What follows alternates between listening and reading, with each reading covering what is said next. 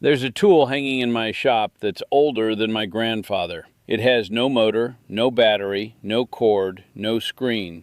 It was made by hand before anyone alive today was born, and it has been used by 4 generations of my family, and it works today exactly as well as it did on the day it was forged. Better even, and I would not trade it for the finest thing sold in any store. And it isn't just me. Walk into any Amish workshop or kitchen in this country, and you'll find these old tools still working, still trusted, still doing their job a century on, while the modern ones, bought last year, sit broken in a landfill. And today I'm going to tell you which tool I mean, why we still trust it, and what it teaches about every single thing you own. So let me get right into it. Now let me tell you what the tool is, because there's more than one, but they're all the same at heart.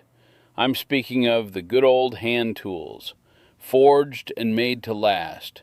The handsaw, the axe, the plane, the chisel, the hand drill, the scythe, the cast iron pan on the stove, the good knife, the hammer. These are the tools my people still use, tools whose design was perfected generations ago and never needed improving, tools made of steel and wood and iron and nothing else, tools that a great-grandfather bought once and that his great-grandson is still using today. And the plain fact that ought to stop you in your tracks is this: that 100-year-old hand tool still works perfectly. The power tool you bought 3 years ago is already dead or dying. So which one, honestly, is the better tool? Let me tell you exactly why these old tools last, because it isn't mysterious and it isn't luck. There are 3 reasons, and each one matters. The first is that they were made to last, deliberately, by people who intended them to be handed down. There was a time when a maker's whole reputation rested on the tool outliving the man who bought it. So the steel was good steel, properly forged and tempered. The handle was good hardwood, shaped by someone who knew wood. The joinery was solid. Nothing was cheapened, nothing was skimped, because the point was to build a thing that would still be working in 100 years. And here we are, 100 years later, and it is. That's not sentiment. That's just what happens when a thing is built right by someone who meant it to last. The second reason is simplicity, and this is the one folks miss. A hand tool has almost nothing in it to break. Think about it. A good axe is a piece of steel and a piece of wood. That's the entire tool. There's no motor to burn out, no battery to die, no circuit board to fail, no plastic gear to strip, no seal to leak, no electronics to go obsolete. And a thing that has nothing to break doesn't break. The whole reason the modern tool dies in 3 years is that it's full of parts that fail, any one of which kills the whole thing, and most of which can't be fixed or replaced. The old tool has none of them. Simplicity is durability. The fewer parts a thing has, the longer it lives, and the old tools were about as few parted as a useful thing can be. The third reason is that they can be maintained and repaired forever, endlessly, by the person using them. And this is the real heart of it. When the axe goes dull, you sharpen it, and it's new again. When the handle finally breaks after 50 years, you put a new handle in it, and the tool goes on. When the saw dulls, you file the teeth. When the cast iron loses its seasoning, you season it again. When the plane blade wears, you hone it. There is no failure that a good hand tool can suffer that a person can't repair with their own hands. And so it never truly wears out. It just gets maintained over and over forever. That's why it's still here. Not because it never wore, but because every time it wore, somebody fixed it, and it could be fixed. Compare that to the modern tool, sealed shut, unfixable, designed so that when one small part fails, the whole thing must be thrown away and replaced. That's the whole difference right there. Let me walk you through a few of these old tools one by one so you can see what I mean in the particular. Take the handsaw. A good old saw is a length of fine steel with teeth filed into it and a shaped wooden handle, and that's all. When it dulls, you take a file and sharpen and set those teeth, and it cuts like new again, and you can do that hundreds of times across the years. There are saws a century and a half old still cutting true today in workshops across this country. Take the plane, a body of wood or iron, a blade, a wedge, or a screw to hold it. Hone the blade, and it takes a shaving off a board so thin you can read through it, better than any machine. Take the axe, steel head, wood handle, and when it dulls you sharpen it, and when the handle finally goes after decades, you fit a new one and the axe simply carries on. Take the cast iron pan. One piece of iron, nothing else, and it cooks better the older it gets, seasoning building up over the decades until it's smoother than anything sold new. And if you somehow ruin it, you scour it and season it again, and it's restored. Take the scythe, a blade and a snath and a whetstone in your pocket, and a skilled hand can lay down a field with it, quietly, in the cool of the morning. No fuel, no noise, no failure. Every one of these is simple, repairable, and effectively immortal in the hands of someone who cares for it. And let me say something about how these tools feel, because it's part of why we still trust them. A well-made old tool fits the hand in a way a molded plastic grip never does. The handles were shaped by people who understood how a hand actually holds a thing through a long day's work. And the wood warms to your palm and wears to your grip over the years until it's shaped to you. There's a balance to a good old axe or hammer that makes the work feel easy, a rightness you can feel the moment you pick it up. That's not romance, that's craft. Those makers had generations of refinement behind them, and they got it right, and nothing has improved on it since because there was nothing left to improve. That's why the design of a good hand plane or a good axe hasn't meaningfully changed in 100 years. It was finished. It was done right the first time. Now let me be the honest neighbor, because I'm not here to tell you fairy tales, and there are real trade-offs I'd be wrong to hide from you. Power tools are faster. That's simply true, and I won't pretend otherwise. A man with a chainsaw will drop a tree in a fraction of the time it takes me with a handsaw, and a power drill sinks a screw quicker than my brace and bit. For a big job on a deadline, the modern tool does more work in an hour, and there's no arguing it. And there are jobs where a power tool is genuinely the right and sensible choice, and plenty of good folks reasonably use them. I'm not telling you to throw out everything you own, or that you're foolish for owning a drill. That would be silly. What I'm telling you is that speed isn't the only thing worth measuring, and that we've come to measure it as if it were the only thing.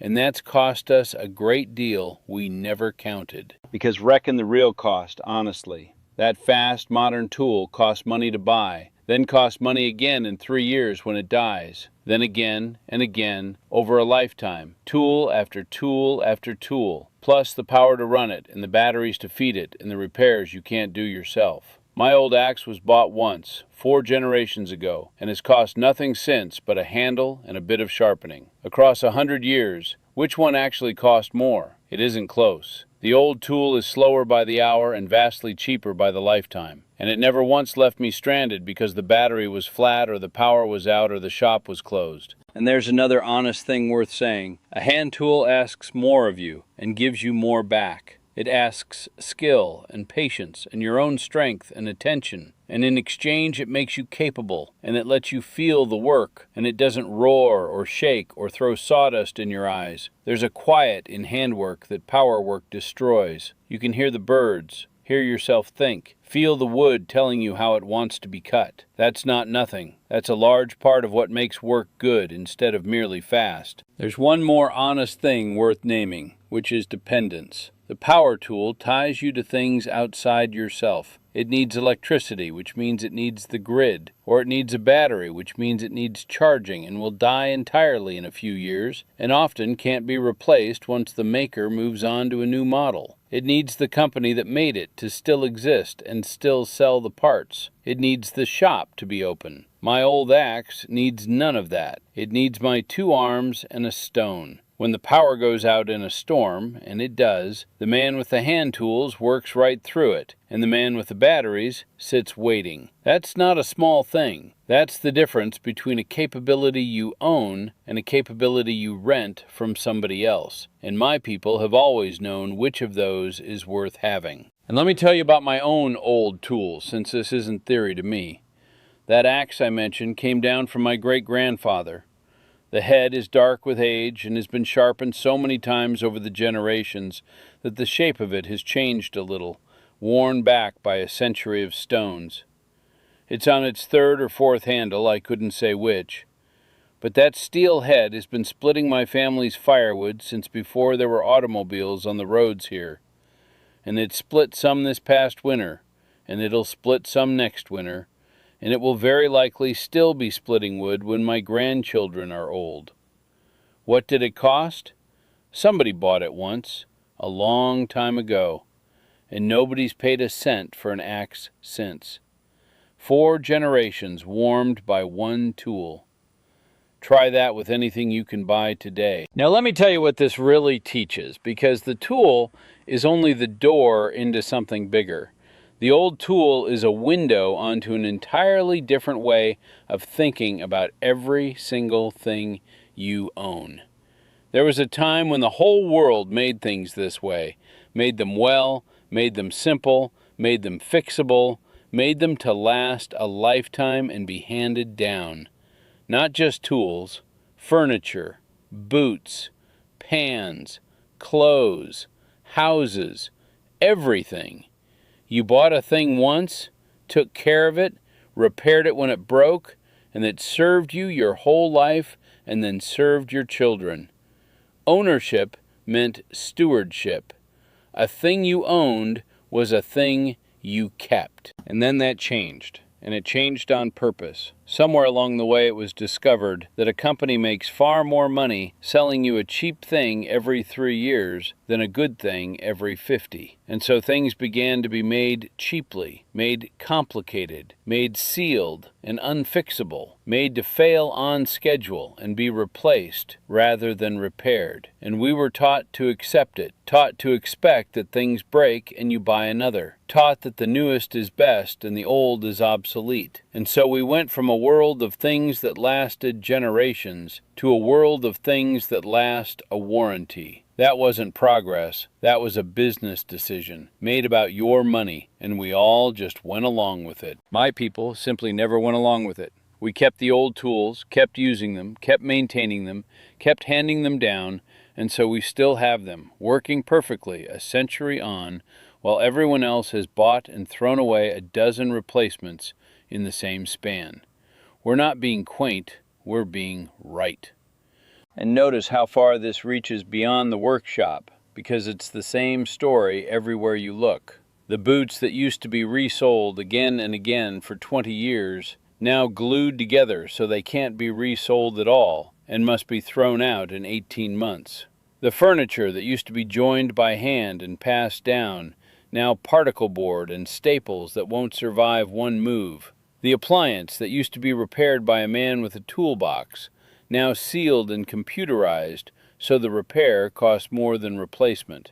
The clothes that used to be mended, now made so thin and cheap that mending them isn't worth the thread. Everywhere the same trade, quality and repairability and permanence, traded away for cheapness and speed and the endless buying of replacements. And everywhere the same result. We own more things than any people in history, and almost none of them will outlive us.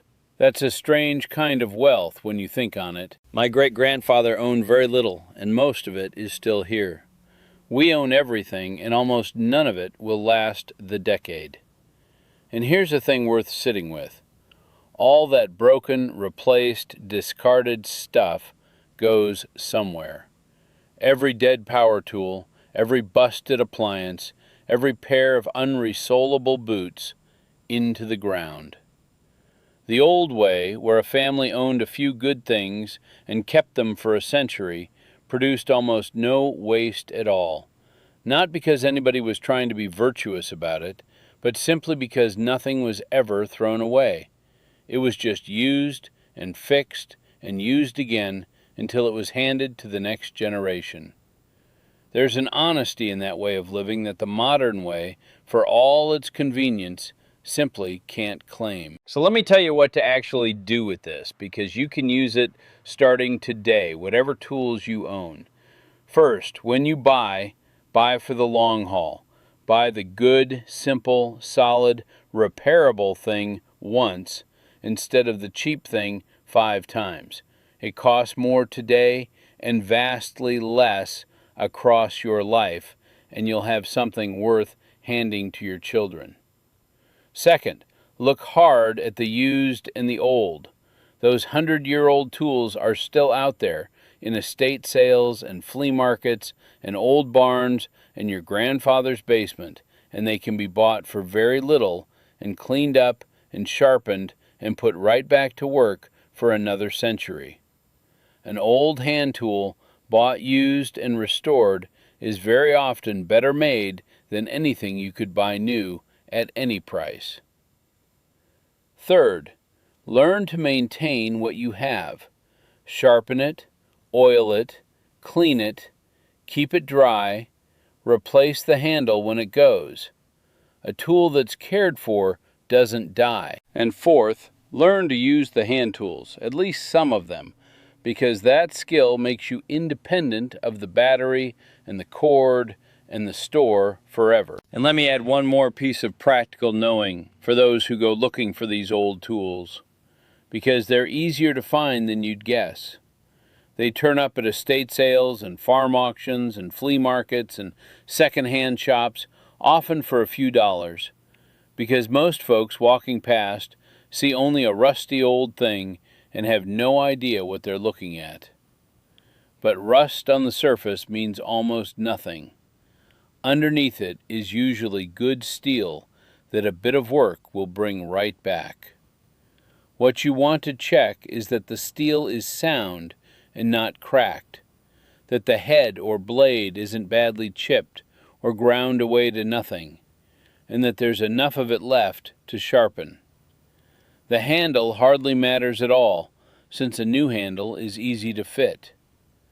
Learn to look past the rust and see the tool underneath, and you'll find that the finest tools of your life can be had for pocket change, made better than anything sold new, waiting in a box at a barn sale for somebody who knows what they're worth. That's one of the great quiet bargains left in this world, and it's open to anybody willing to learn to see it. And here's the last thing, the thing I most want you to hear. There's a feeling that comes with using a tool your great-grandfather used.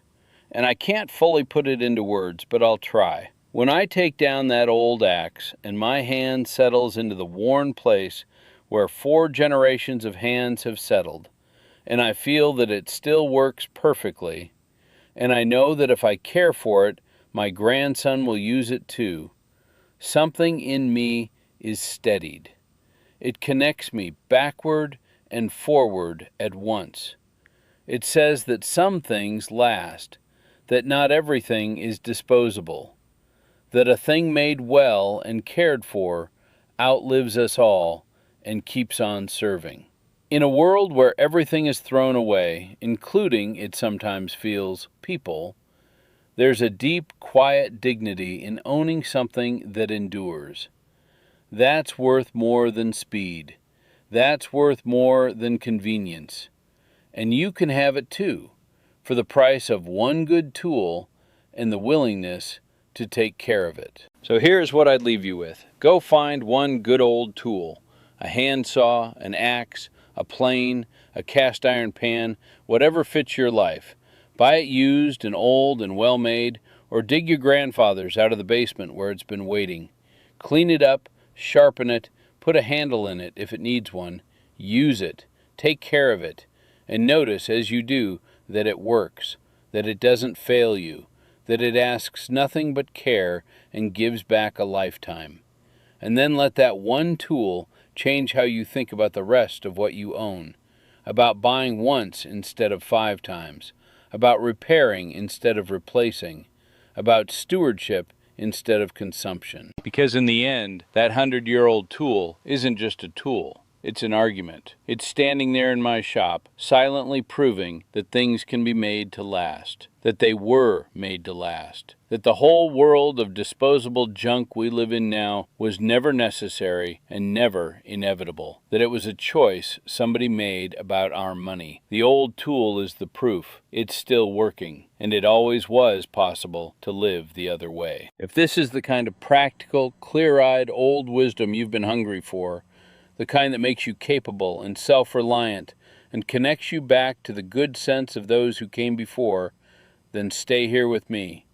There's so much more where this came from, and I aim to bring it back to you, one piece at a time. Subscribe, and we'll keep remembering the old ways together, because some of the most valuable things we ever knew are the simple ones we let ourselves forget. And the plain old truth that a good thing made well and cared for, will outlast us all, is surely one of the finest of them.